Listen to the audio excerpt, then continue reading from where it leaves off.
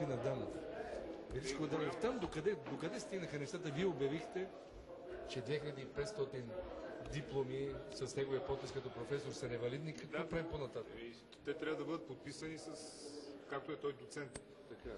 Но въпросът е, че законът е такъв, че предоставя много широка автономия на висшите училища и ние не можем да се намесим. И за голямо съжаление, когато законодателят е предвидил тази широка автономия, не се е съобразил с здравите, които дават възможност да се уронва престижа на академичните институции. Аз смятам, че това е проблема.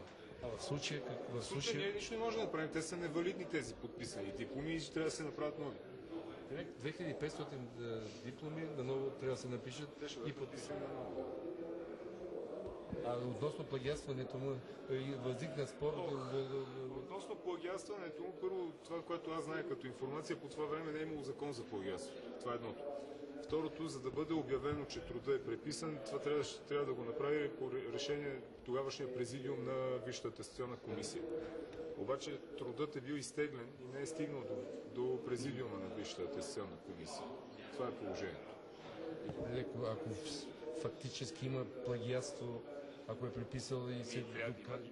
Зато може да се докаже само с дело. То не може да се докаже така. Но става дума, че тогавашният закон е бил такъв. Президиума може да каже, че труда в даден труд се съдържат чужди мисли или там някакви чужди постижения, или че има преписване, т.е. плагиатство.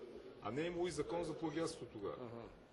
Все пак, ако от чисто морална гледна точка тогава... От чисто морална гледна точка вие виждате, че морал е разтегливо понятие, защото и това, което виждаме по сайтовете, което върви с тези купони с студентки, аз мисля, че едно академично ръководство не бива да допуска такова, защото тук става дума за авторитета на много стара институция, каквато е Свищовската академия. Тя наистина е много авторитетно училище с голяма история. Стига преди в рамките на България. Но законодателят не се е съобразил с българските нрави. На времето и ние сега в промените в Закона за висше образование точно това мислим. Как все пак държавата да може да се намесва в такива случаи, без да уронва престижа на висшето училище и без да ги ощетява от гледна точка на автономията. Но до друга страна пък явно човек е адски кадърен, че...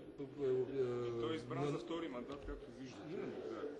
Освен това осигурява бюджет по-голям от бюджета на община Свищов. Той как го осигурява? В много градове висшето училище има по-голям бюджет.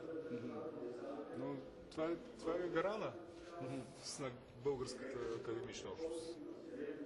И трябва да кажа, че аз много сериозно мисля точно за какви промени да направим. Имаме експерти, юристи, защото автономията е абсолютно право на университета, но едновременно с това трябва да може да се намесим в такива случаи. Един германски министър, предполагам добре знаете, си отиде заради обвинение в плагиатство. Той докторат миналата година. Имаме случаи в Австрия министър сам се самосезира за това, че говорил по телефона, докато се шофира кола и поиска да бъде глобен. Но тези неща изискват време, за да дойдат при нас. Добре. Да.